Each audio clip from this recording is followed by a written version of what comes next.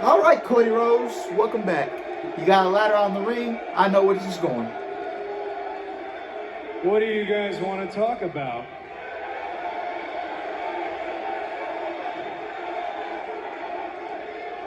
I'm reminded from that last match about a man who once sat on a stage just like that, looked in a ring just like this, and he gave one of the most important addresses in the history of our sport. It inspired thousands of would-be wrestlers. It mobilized literally millions of fans. It was the first hint of a revolution. I am talking about CM Punk and the pipe bomb. Someone told me to save this promo, but I honestly don't know if I'm gonna get the chance, so I'm gonna do it now. In that interview, that was the first whiff of a revolution. He laid out a roadmap. He listed things that for him, for somebody like me, were taboo at the time. Things like going to New Japan Pro Wrestling, working with Ring of Honor. And ultimately, he would talk about teaming with the Young Bucks. As destiny would have it, as fate would have it, he was unable to do those things, but he would join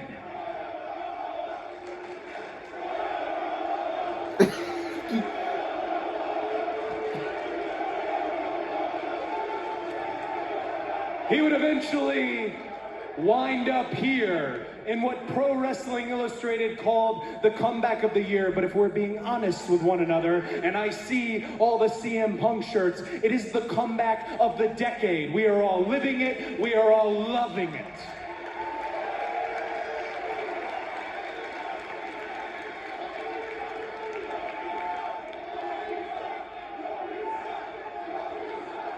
But in his absence, in the void that CM Punk left behind, somebody did do each and every one of those things.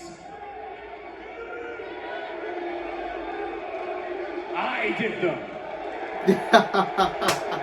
I carried every ounce of anti-monopoly sentiment on my shoulders. I held every grain of the revolution in my hand, and each and every one of you cheered.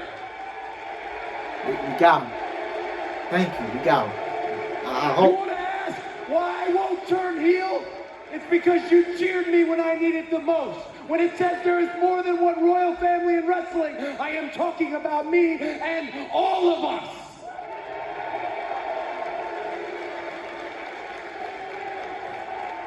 People talk about the forbidden door. It's a proper noun. It's vernacular. But if you are an industry journalist who covers what we do and you disagree with anything that I say here tonight, you're not a journalist. As this generation likes to say, check the receipts, check the dates. Before there was a forbidden door, I was the one who built it.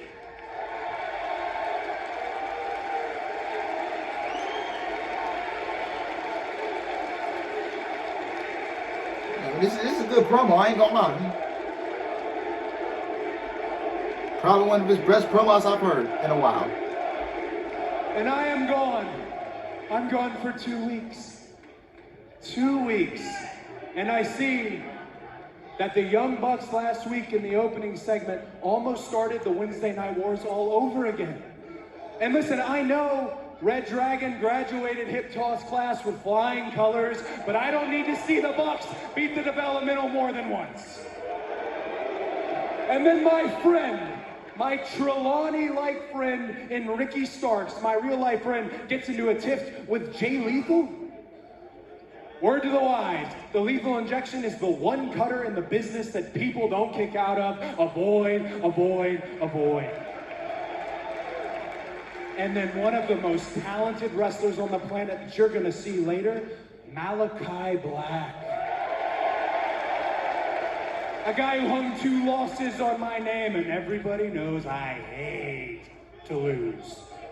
A man who needed no help added insult to injury by getting help in the form of just this size and speed and strength. And I know we're not in the business of renaming people like Gunnar McGillibuddy or whatever the hell it is. But not just speed and strength, balls. Because if you come to AEW and you call yourself Brody, you've got balls. And I'll let you find out in 8 years what a mistake that was when that kid shows up. But speaking of Brody, speaking of Darby, of Miro, and of the TNT champion, Sammy Guevara. These are men, a lineage, a legacy of champions who taught you what you had been taught against. Everyone had been conditioned for 20 years that any title that doesn't have the world in it is a secondary belt. But we don't have secondary belts. The only way it's secondary is because right now, there's two.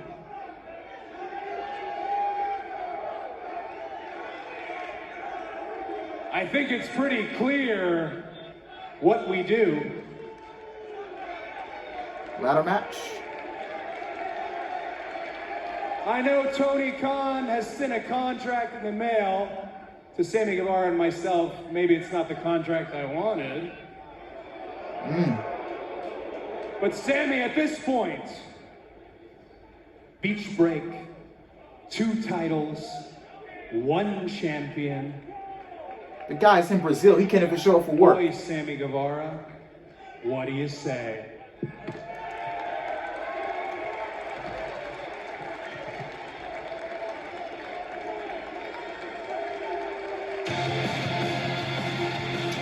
Talking a ladder match. So ladder match next week at Beach Break. They're booking it, but I don't even know, man. How am I gonna feel about Sammy Guevara winning the belt back, and then weeks later he's got to come back and lose it? I don't know how I feel about that. And this guy is off in Brazil doing whatever he wants to do. He doesn't even show up for work, and now he's got to defend the title next week, and I don't get it. Open challenge for that title.